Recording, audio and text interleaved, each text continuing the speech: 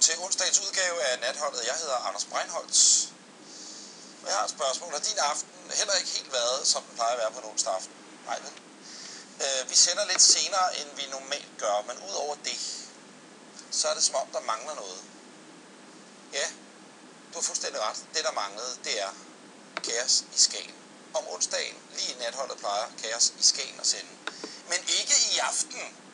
For i aften, så har man så valgt fra TV2's side at udsætte Kaos i Skagen til næste uge på grund af en, ja, jeg siger det som det er, fucking håndboldkamp.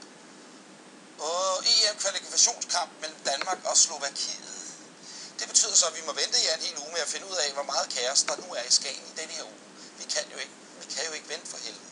Det er direkte forrygt, men heldigvis har dine venner, bedste venner herinde i fjernsynet, valgt at give dig en lille forsmag på, hvad der venter af kaos i Skagen i næste uge.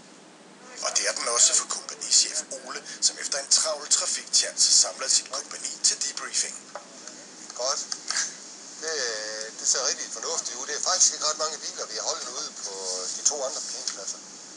Og der ser godt pakket ud herinde, lille. Det er I sgu gjort godt.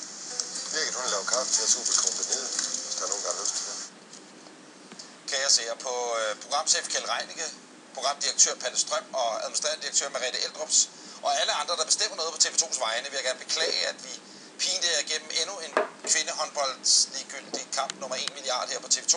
I stedet for at forkæle jer med Kaos i Skagen, som et lille plaster på såret, er her slutningen på dramaet med vores kære venner fra Hjemmeværnskompagniet i Skagen. Du har en radio der. Og den anden radio. Hvem har den sidste radio? Nej.